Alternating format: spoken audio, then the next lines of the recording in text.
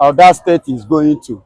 Because a day is coming, Igbokwe, your children and your children's children will like to have something in common with the Biafran people, the Igbos.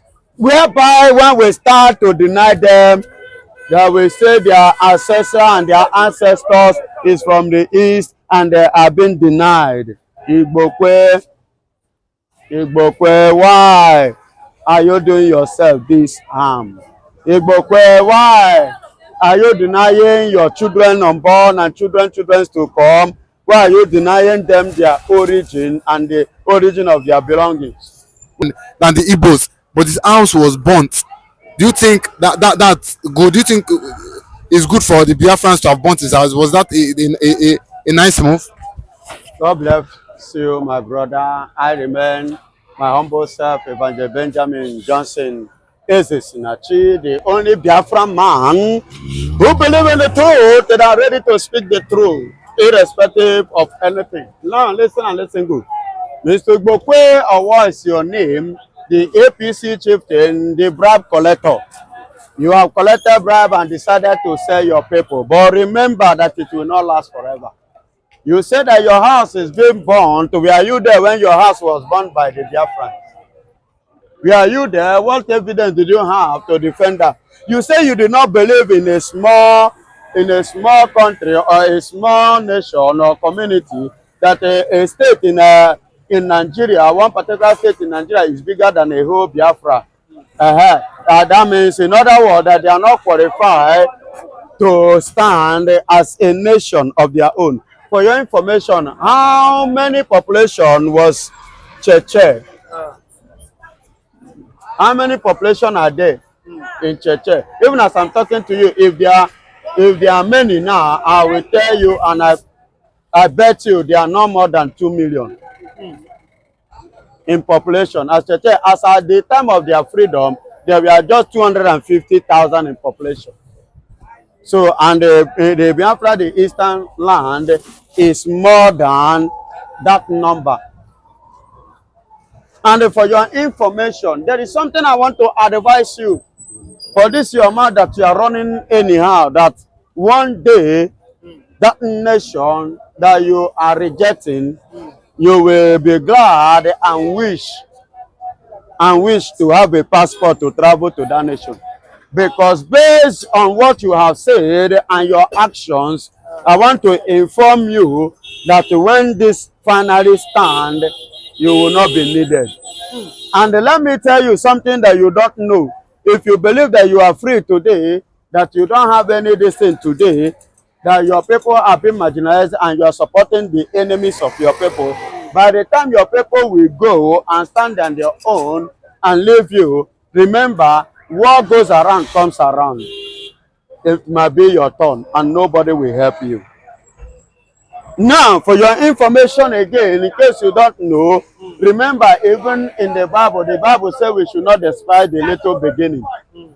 Are you getting it? A drop of an ocean started from a drop of water. Are you getting it? From a drop of water, it will grow up and become a what? An ocean. So it doesn't matter the population currently, but it matters where that population or that state is going to. Because a day is coming, Igbokwe, your children and your children's children will like to have something in common with the Biafran people, the Igbos. Whereby when we start to deny them, they will say their ancestor and their ancestors is from the east and they are being denied. Igbokwe, Igbokwe, why are you doing yourself this harm? Igbokwe, why are you denying your children unborn and children's to come? Why are you denying them their origin and the origin of their belongings? Why are you denying them what they stand to benefit? Why are you standing against the truth? Why are you standing against the rising sun? And for your information, you are saying they are not qualified and they don't suppose. And I want to inform you today that Chieftain have made it clear that they qualify, even before the world leaders in United Nations. by saying that a nation, every people, indigenous people have right to protest and fight for their freedom, which we stand to fight today. And Mazen Nnamdikanu is the custody of Nigerian DSS, fighting for the same thing that he, Mr. President, representative of Nigeria in United Nations, said that every indigenous persons have right to fight for their freedom. So an Igbokwe, because of the small thing that the APC give to you, the small office and the small change that they give to you, because you are a dark, you like darkness, and you love darkness, and you embrace darkness, and you will remain in darkness, and you end up in darkness. A day is coming, Igbokwe. A day is coming. A day is coming whereby you will choose light. You will like to come to the light, and that light will not welcome you, because you first of all acknowledge darkness in your life and you welcome it in your generation, and which is Nigeria. Go and check the meaning of Nigeria. You said you will not like to associate with what? With the light, that you, because the population is small. Time is coming, you will need that light, and the light will do what? Will reject you. The Bible says that the light shineth and darkness comprehend it not. Nigeria cannot stop Biafra, and it is obvious now that everybody, including the federal government, have seen it worldwide. Everybody, but Israel as it is now, have made it known. The world have made it known. Based on what Shetima have said now, everything has been cleared, that they can no longer hinder light again from shining. The rising sun, Biafra, here we come. Igbokwe, sorry and sorry. If you die, they will bury you in Lagos. If you die, everything about you must end in Nigeria. Don't think of home, because you are not welcome, and you can never be welcome. You cannot eat your cake and still expect to have it. It's not possible. Biafran land is a land that is going to be sanitized, purified, justified, and sanctified. We don't need corruption. We don't need terrorism. We don't need darkness.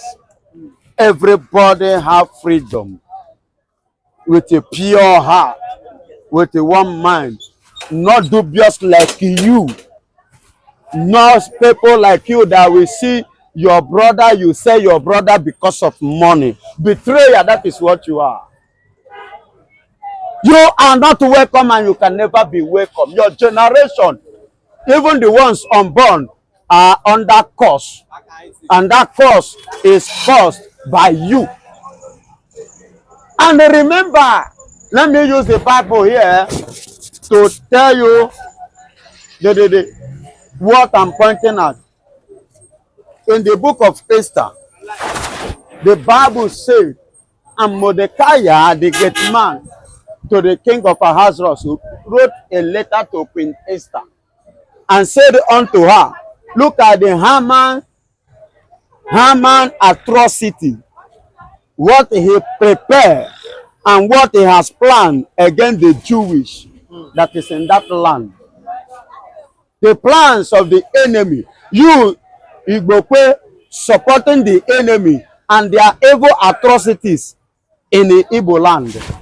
You are supporting them. Now he said, Mordecai said to Esther, do not say that you are a queen, because you are a queen, that you have escaped. That after these people succeeded in killing and destroying your people, one day they will come to you. It will be your turn. So Igbokwe, take this as a lesson word, that after you betray the people, and at the end of the day, one day is coming, the same people you join hand to destroy your people will still come after you. and whereby they come after you and you don't have backup, sorry will be your name and your generation, even the ones to come. So what I'm trying to say, they may agree to convince Nnamdikanu to join APC so that you'll be free. As they deceive Ojukwu to join NPN before he be pardoned to return back to Nigeria. Because of his freedom, do you think that he's going to truncate all what he has done because of his freedom? You see, Pressure.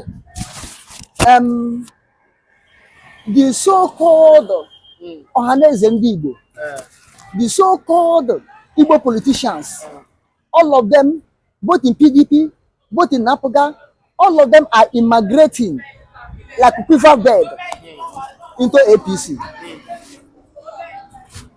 They feel that APC is the one holding yam and the holding knife that APC will cut to them to eat. And they are migrating. And maybe that may be a secret agreement between those Eflefu politicians, Ohaneze ndị Igbo, Eflefu Igbo traditional rulers, Eflefu Igbo businessmen, that if you can convince Nnamdikanu to join APC in 2027, Tinubu will step down and you take over, become president. But if you want to know how Igbo man love themselves, this greedy Igbo man, not Biafrans, this greedy Igbo men, if you know how they love themselves, zone that the presidency to them. Zone it. Do not say, make the whole political party in Nigeria produce Igbo as president. Let them contest against themselves. You will see how Igbo people will take cutlass, kill themselves. Koro Koro. Look at when senior president was zoned to them in Obasanjo regime. See how they kill themselves. Unsuitable, political unsuitable people.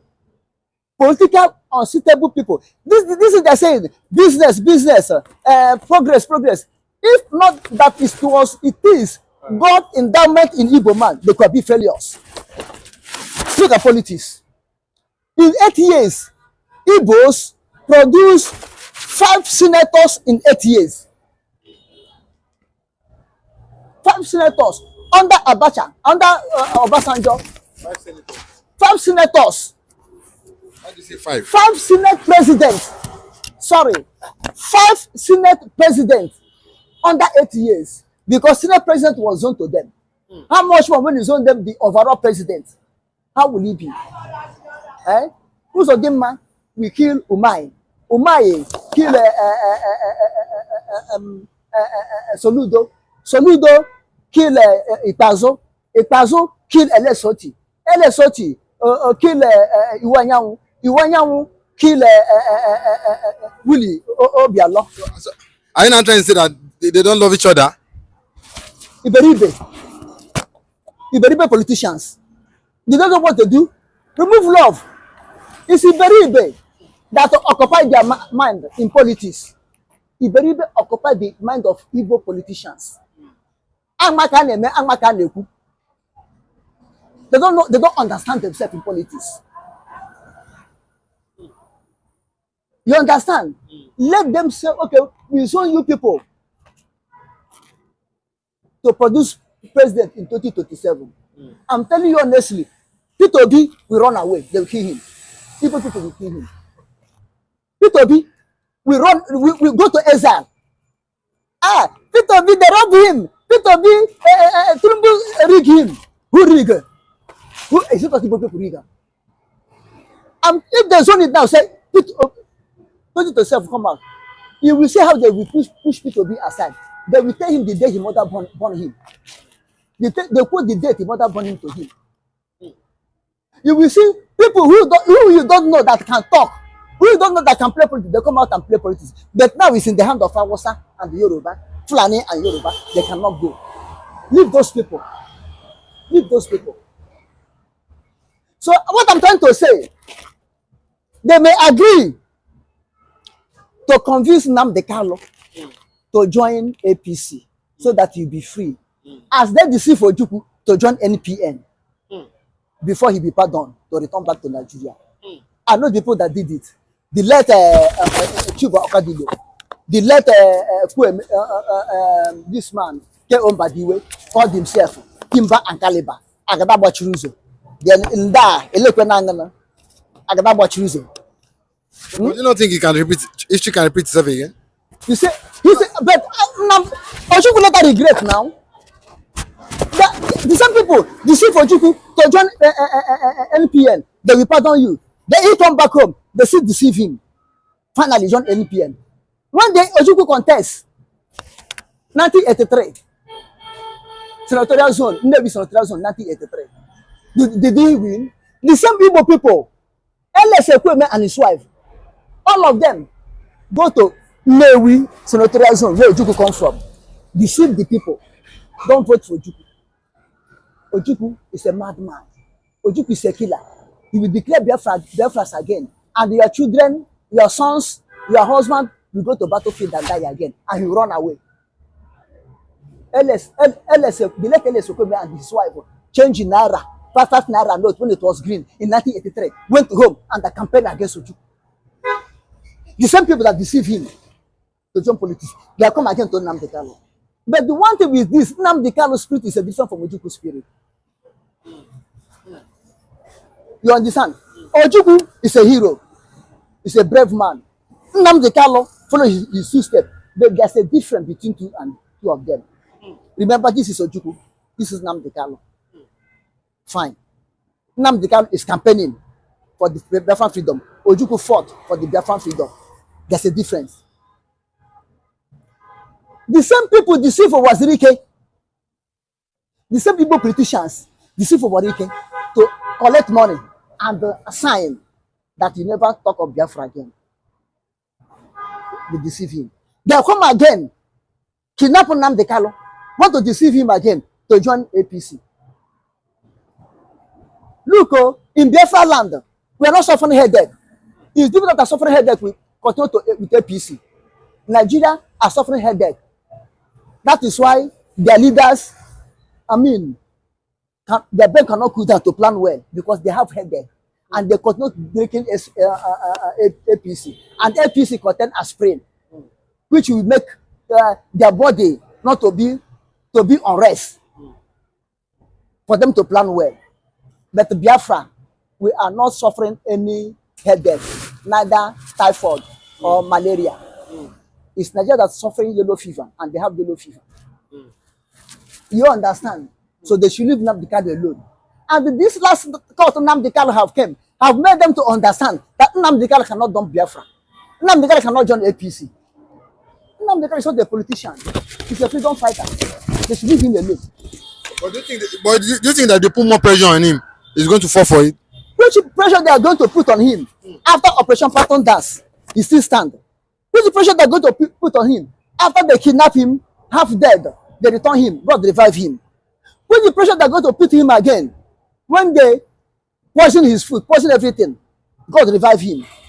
Which pressure they are going to put him again that is now almost 4 years in detention.